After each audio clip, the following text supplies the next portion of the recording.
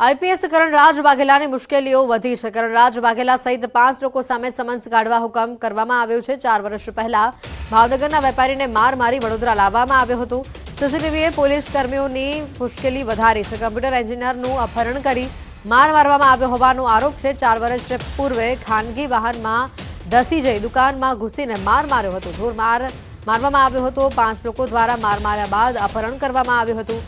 આરોપીમાં Manjalpur police સ્ટેશનના તત્કાલીન PSI Shrilana, head constable Thakur Amardeepsinh Chauhan, Mehuldan ગઢવીનો પણ સમાવેશ છે। આઈપીએસ કરણરાજસિંહ વાઘેલા સહિત તમામ આરોપીઓ સામે 12 ડિસેમ્બરે સમન્સ ઇસ્યુ કરવામાં આવ્યું હોવાનો કોર્ટનો હુકમ હતો।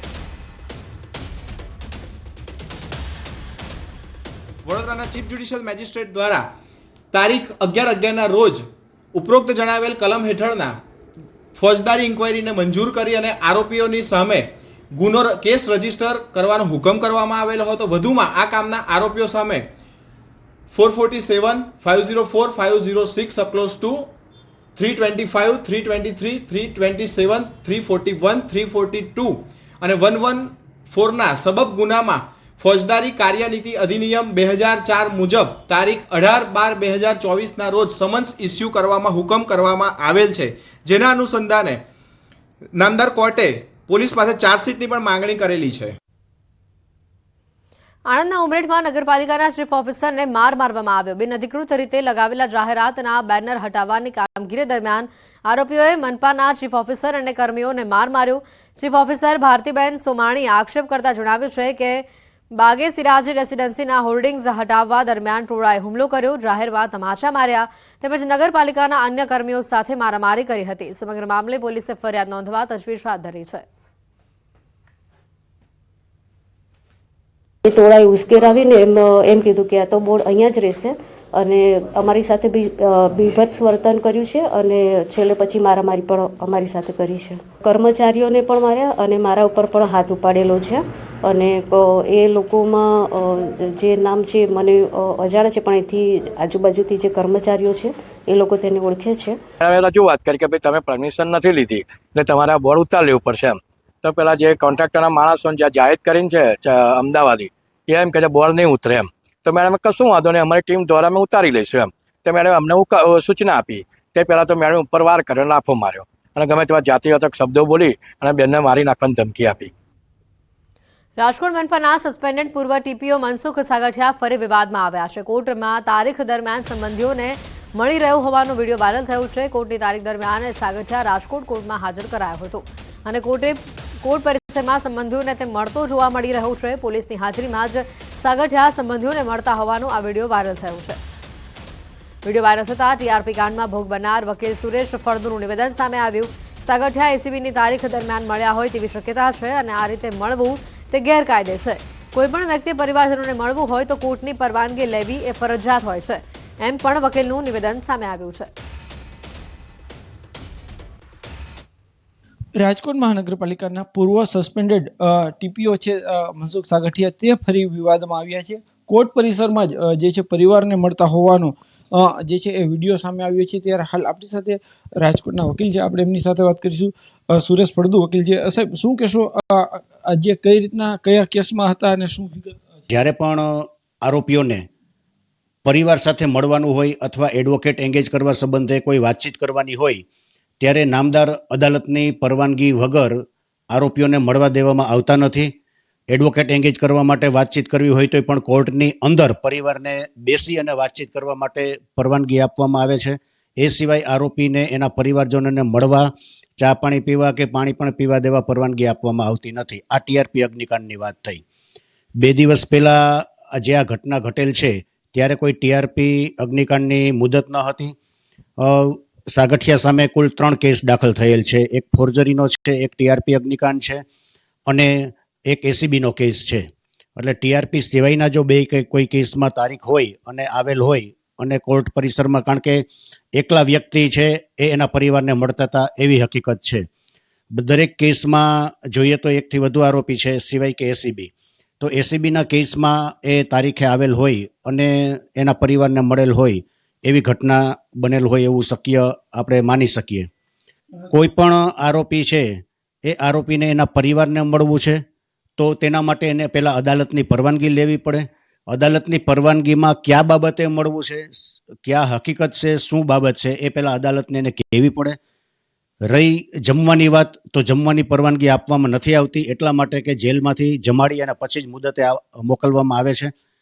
રહી વાત કોઈ કેસ બાબતે ડિસ્કશન કરવાની, તો એડવોકેટે ડિસ્કશન કરવાની હોય કેસ સંબંધી, તો એડવોકેટ ડિસ્કશન કરી શકે છે એ અદાલતની પરવાનગી લઈ. અને એના પરિવારજનોને મળવું હોય તો પણ એ અદાલતમાં છે એ પરવાનગી લીધા વગર મળી શકતા નથી.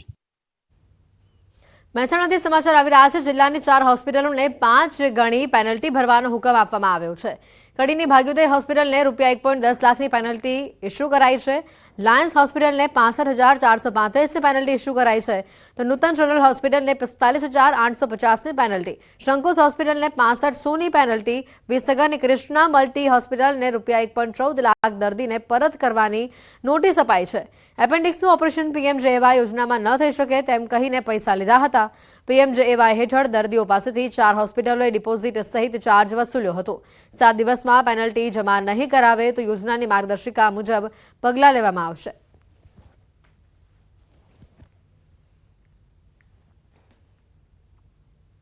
દુષ્કર્મના કેસમાં ફરાર ભાજપ નેતા દીપુ પ્રજાપતિ દબોચાયો છે. આણંદમાં ભાજપ નગરસેવક પર જ દુષ્કર્મનો આરોપ છે. પરિણીતા સાથે દુષ્કર્મના કેસમાં દીપુ પ્રજાપતિ પકડાયો છે. વાસદ પાસેથી પસાર થતી હોવાની પોલીસને બાતમી મળી હતી. પરિણીત મહિલાએ આણંદ ટાઉન પોલીસ મથકમાં દીપુ પ્રજાપતિ વિરુદ્ધ ફરિયાદ નોંધાવી હતી. દુષ્કર્મનો ગુનો નોંધાતા ભાજપનો કાઉન્સિલર ફરાર થયો હતો.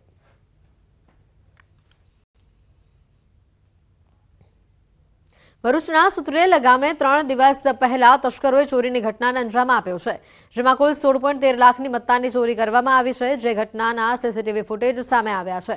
પોલીસે ફૂટેજના આધારે તસ્કરોને પકડવા ચક્રો ગતિમાન કર્યા છે. ઉલ્લેખનીય છે કે સુતરેલ ગામે ખડકી ફળિયા વિસ્તારમાં રહેતા યોગેશભાઈ રાતના સમયે બહાર ગામ ગયા હતા. ત્યારે મકાન માલિક ઘરની બહાર હોવાનો લાભ લઈ તસ્કરોએ મકાનનું તાળું તોડી ચોરી કરી નાખી. મકાન માલિક ઘરે પરત આવતા ઘરનું તાળું તૂટેલું જોઈ ચોરી થયાની જાણ થઈ હતી, જેથી પોલીસ ફરિયાદ નોંધવામાં આવી હતી.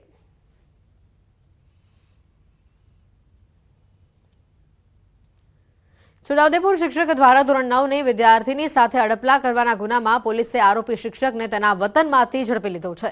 શિક્ષક દ્વારા વિદ્યાર્થીની સાથે વારંવારની વિભત્સ માંગણીઓ કરવામાં આવતી હતી.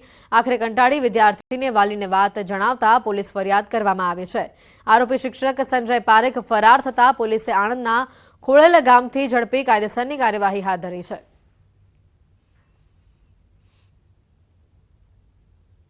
સ્કૂલના શિક્ષક હતા, જેથી જે ગુનો રજીસ્ટર કરી અલગ અલગ કલમથી ગુનો રજીસ્ટર કરી આરોપીને ઝડપવા માટે પોલીસની ટીમો કામે લાગેલી, જેમાં જે આરોપી જે છે એના ક્લાસ ટીચર સંજયભાઈ છોટુભાઈ પારેખ, એમના આણંદ એમનું ગામ આવેલું છે ખડોલ ગામ, ત્યાંથી એમના ઘરેથી ઝડપી લેવામાં આવેલ છે.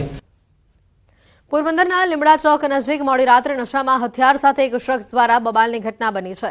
આ મામલે કીર્તિ મંદિર પોલીસે પોતે જ ફરિયાદી બની આરોપી રાજુ રાણા ઉડેદરા વિરુદ્ધ ગુનો નોંધાવ્યો છે. આરોપી રાજુએ લીમડા ચોક નજીક કોઈ કારણોસર પોતાની કાર રસ્તા પર રાખી છરી અને પાઇપ સાથે રોફ જમાવતા થોડો સમય માટે ટ્રાફિક જામના દ્રશ્યો સર્જાયા હતા. આ મામલે કીર્તિ મંદિર પોલીસે આરોપી વિરુદ્ધ ગુનો નોંધી આરોપીની ધરપકડ કરી છે. કીર્તિ મંદિર પોલીસ તથા LCBએ આરોપીને ઘટના સ્થળે લઈ જઈ સમગ્ર ઘટનાનું રિકન્સ્ટ્રક્શન કરાવ્યું હતું.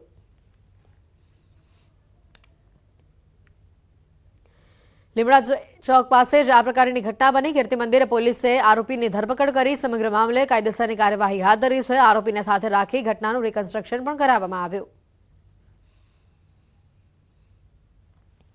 ગાંધીનગર ખાતે ગતરોજ આરોગ્ય મંત્રી ઋષિકેશ પટેલની અધ્યક્ષતામાં ક્લિનિકલ એસ્ટાબ્લિશમેન્ટ એક્ટ હેઠળની સ્ટેટ કાઉન્સિલની બેઠક યોજાઈ હતી, જેમાં ક્લિનિકલ એસ્ટાબ્લિશમેન્ટ એક્ટ હેઠળની પ્રવર્તમાન જોગવાઈઓ, જરૂરી સુધારા અને પ્રવર્તમાન સમયમાં થઈ રહેલ હોસ્પિટલના રજિસ્ટ્રેશન સંદર્ભેની વિગતવાર સમીક્ષા કરવામાં આવી.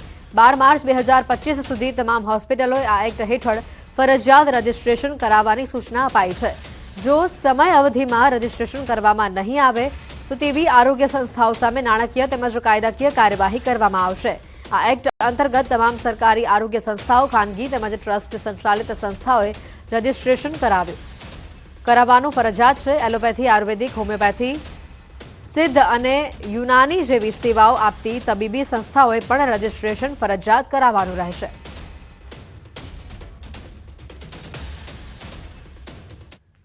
વિશ્વભરમાં દર 1 ડિસેમ્બરે વિશ્વ એડ્સ દિવસ મનાવવામાં આવે છે ત્યારે Gujarat state AIDS control society અને નેશનલ એડ્સ કંટ્રોલ ઓર્ગેનાઇઝેશન સાથે મળીને વિશાળ જાગૃતતા અભિયાનનું આયોજન કરશે આ વર્ષની theme take the rights path my health my રાઇટનો આ હેતુ એચઆઈવી સંક્રમિત વ્યક્તિઓના અધિકારોનું રક્ષણ કરવાનો અને તેઓને સન્માનિત જીવન પ્રદાન કરવાનો છે ગુજરાતમાં અનુમાનિત વયસ્ક એચઆઈવીનો પ્રસાર 2023માં ઘટીને 0.19% થયું છે જે વર્ષ 2019માં એચઆઈવી સંક્રમણ દર પ્રતિ 1 લાખ અસંક્રમિત વ્યક્તિઓમાં 6 વ્યક્તિથી ઘટીને વર્ષ 2023માં 4 વ્યક્તિ થયું છે અને છેલ્લા 7 મહિનામાં 22,50,000થી વધુ લોકો સુધી એચઆઈવી સંબંધિત માર્ગદર્શન તપાસ અને સારવાર સેવાઓ પહોંચી છે